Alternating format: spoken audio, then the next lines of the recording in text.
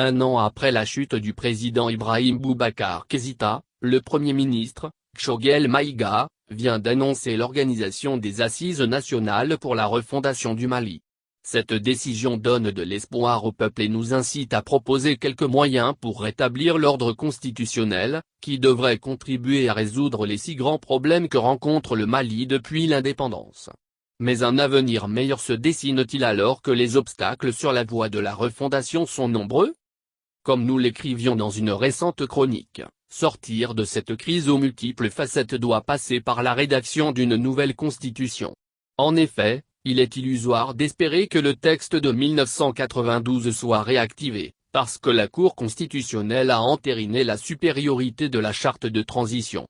De surcroît, la constitution de la Troisième République étant un quasi-calque de celle de la Cinquième République française, elle est inadaptée aux réalités maliennes. Pour que cette norme fondamentale voie le jour, le peuple doit être partie prenante, comme force de réflexion et de proposition. Il lui faut contribuer à répondre à cette question cruciale, qui porte en elle la somme des maux du Mali depuis 1960, quelles sont les exigences imposées par la démocratie? Autrement dit, il faut enfin régler les problèmes sociaux, culturels, économiques et sécuritaires.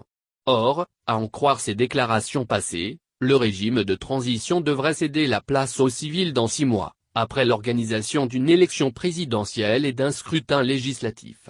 Il y a donc beau lieu de penser que les assises nationales pour la refondation du Mali pourraient produire des effets et que les promesses faites au peuple devraient bientôt se concrétiser. Mais est-il bien raisonnable de croire à de telles perspectives? Non, assurément, car le jour anniversaire de son coup d'État, le président Assimi Goïta a confirmé la crainte de la communauté internationale et de la plupart des Maliens quant à la volonté de l'armée de se maintenir au pouvoir. En effet, le président de la transition s'est adressé à la nation dans une intervention destinée à saluer ceux qui ont défendu la patrie au prix de leur vie, à rappeler les circonstances dans lesquelles les militaires sont arrivés au pouvoir, à synthétiser leur action et à annoncer le programme des réformes à venir.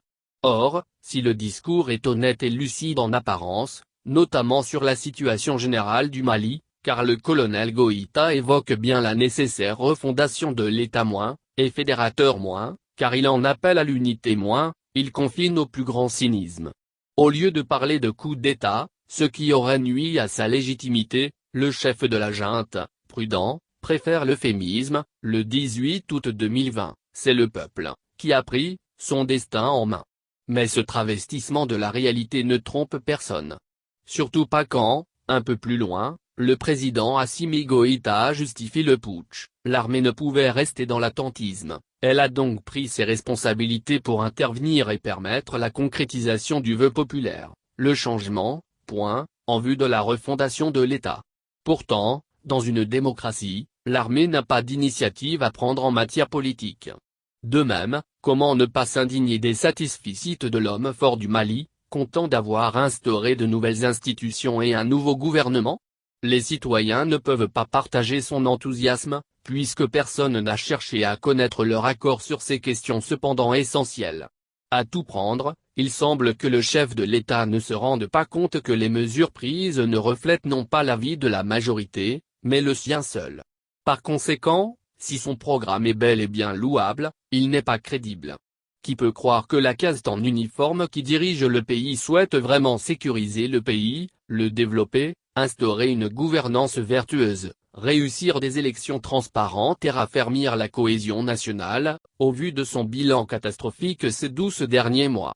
Le pire réquisitoire qu'on puisse tenir contre la junte est de rappeler qu'elle a elle-même violé sa propre charte de transition le 24 mai 2021 quand le vice-président a destitué le président et le Premier ministre. C'est ce jour-là qu'il s'est offert son plus beau cadeau d'anniversaire. Happy birthday, Mr. Proceed.